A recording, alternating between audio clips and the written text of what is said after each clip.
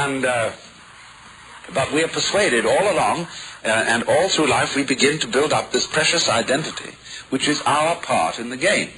It's like you're playing black, I'm playing white, or you're diamonds, I'm clubs, or whatever it is, you see. And so we get a tremendous emotional investment in this identity. And its fortunes on a kind of game, you know, like the old-fashioned snakes and ladders, when you land on a certain square and you have to go back and so on. All this absorbs us. And then finally we discover that the props that we've all put together to constitute this identity are wearing out. And we're not able to keep up this identity. And gradually we get old, and we begin to fail. And then there's all this thought that, well, it's too bad, it's all over. And because we've got bamboozled into thinking that that's what was really going on. So, one of the greatest hoaxes in this whole thing is the future. I don't know why I should be giving a whole series of seminars on the future, but it's important to understand thoroughly the nature of hoaxes. Now, when in talking in this sort of way, don't take me too seriously. In all my writing and lecturing, I exaggerate. Because if I don't exaggerate, no one will listen. Because all philosophers who take a moderate tone of voice and say on the one hand this and on the other hand that, and after all we should realize that all points of view should be taken into consideration, one reveres them for their calmness and their fair-mindedness. But when you listen to it all, have they stimulated you? Have they given you a new idea? No.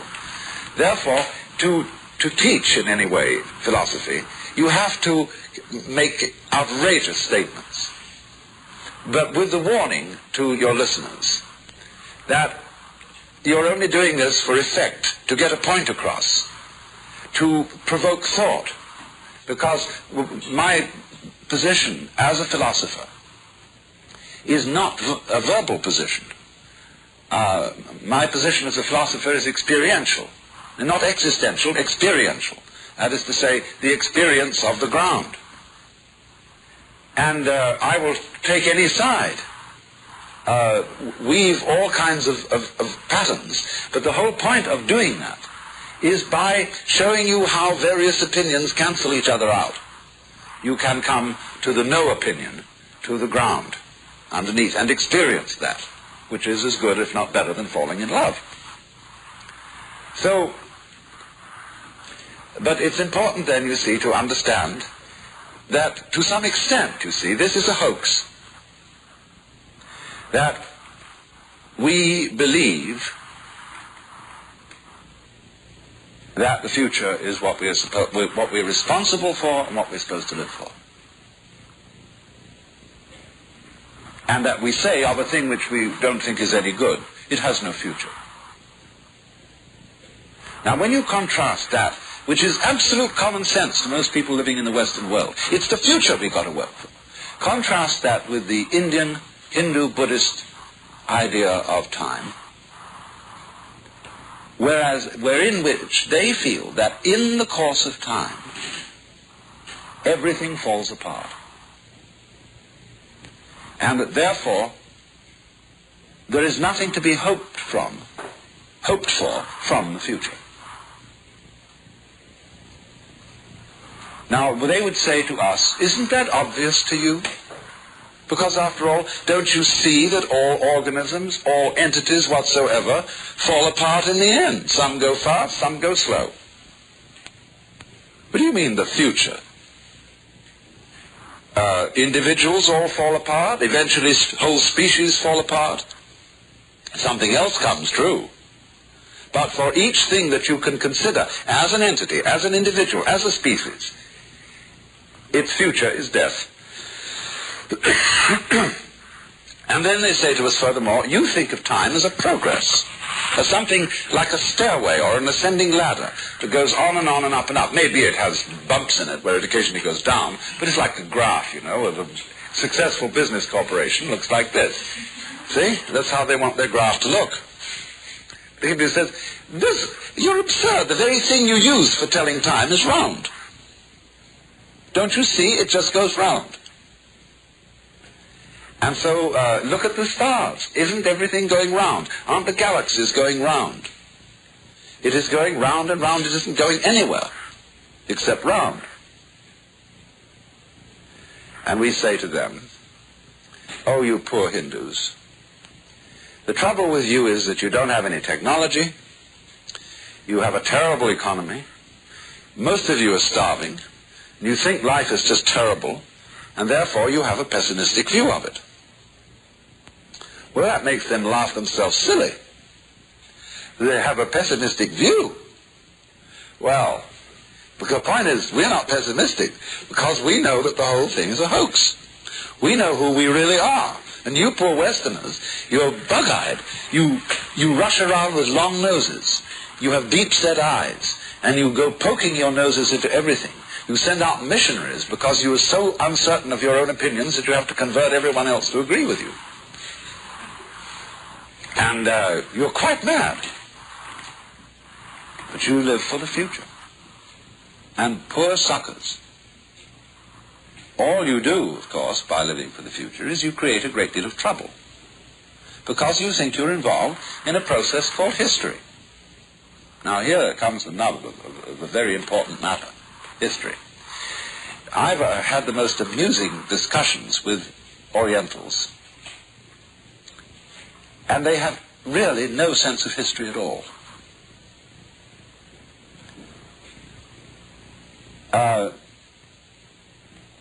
For them, life goes around, and one year is pretty much the same as the next year. There are rhythms of birth and death. There are rhythms of rulers and revolutions and this and that, but they don't regard it as having some important progression in it. They have chronicles. At least the Chinese kept chronicles.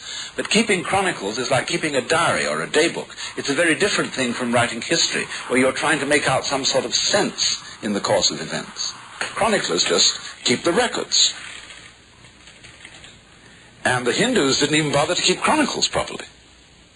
So it's practically impossible to establish the date of a document from India, unless it was quite recent. Because every time they re-recited it or recopied it, they'd update the names. Because the king in it was an archetypal king. And every king is an example of the archetypal king about whom the story is told. All these Hindu scriptures are like our fairy tales. Once upon a time. Who knows when? 1,000,000 years ago? 20 years ago? It's all the same. Because the course of events and the rhythm is cyclic. So, we, on the other hand, from St. Augustine was the real troublemaker. I'm not absolutely sure that the Hebrews had a linear theory of time. It's questionable. They might have had one. Because they did look forward to the coming of the Messiah, to the day of the Lord, they had this apocalyptic idea that they were in such a wretched situation that there was going to come a day when the divine power would intervene in human events and set everything to right, and there would be a head-knocking session called the Last Judgment, and everybody would be put in order. Well, what St. Augustine did with that, you see, he rejected the cyclic theory of time, not quite so much on account of the day of the Lord, coming at the end of time, but on account of the incarnation. He was somehow fixed on the idea that when Jesus was crucified, that was the one full, perfect, sufficient sacrifice for the sins of the whole world. It happened once.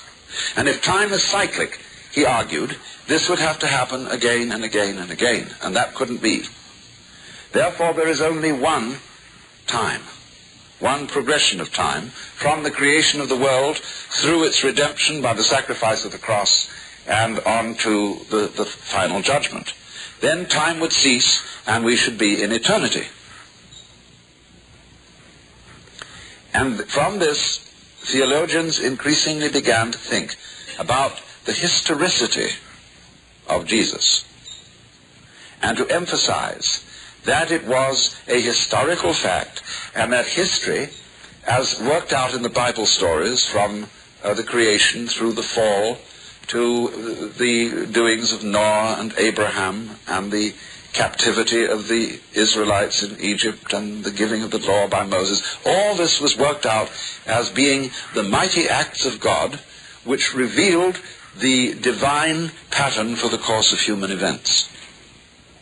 And the funny thing is that although many historians living today are not Christians and not Jews and don't believe in anything of that, they still think of history as a significant momentum towards progress, something that our children's children are going to get. We all suffered and lived for them, but you're going to inherit this goodie down the end of the line. Now, we really don't know and can't talk about progress unless we know where we're going and are making progress towards that desired object. But most people involved in what they call progress haven't the faintest idea where they're going. I have found increasingly that businessmen and military men are astoundingly impractical. They just don't know what they want. They think they know. I had a long discussion with the Air Force strategic people, and they asked me and some other philosophers, what is your basis for moral behavior? So I pulled their legs and said, the basis for my moral behavior is pure selfishness. A very practical selfishness.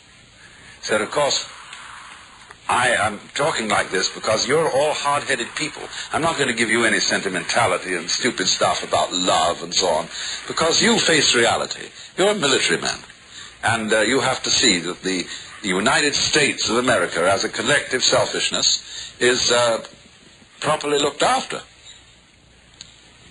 Now, I said, of course, in my own personal life, when I'm selfish, I'm not too crude about it.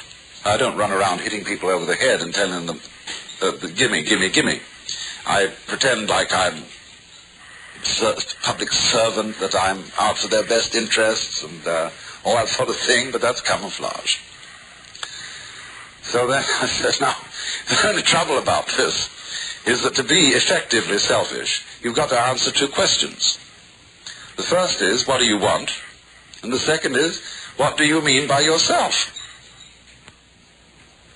Well, you know, that just pulls the carpet out from under everything. Because what do I want? Well, if I answer as a kind of a sensible human being, what do I want in life? The really important thing I have had from the beginning, which is that I'm an incarnation of the ground of being like everybody else. That's the most important thing, because you can't get rid of that. The next thing is, of course, I want food. I want friendship, companions, love, and general singing and dancing and so on. And these are more or less attainable material realities. But then I look at my very wealthy friends who ought to be able to have all these things, especially those who are extremely active in business, and I realize they don't have them. They're the most miserable people. Here, you're a great executive of a very, very important corporation. To begin with, you are drowned in paper. You do nothing but scan paper and make decisions about paper all day. You may be the director of an oil company. You never get within sight of oil, except when you drive your car. Mostly you're surrounded with statistics about oil, finances about oil, and you are smothered in this. And you have to spend almost all day in a wretched office building in a place like New York.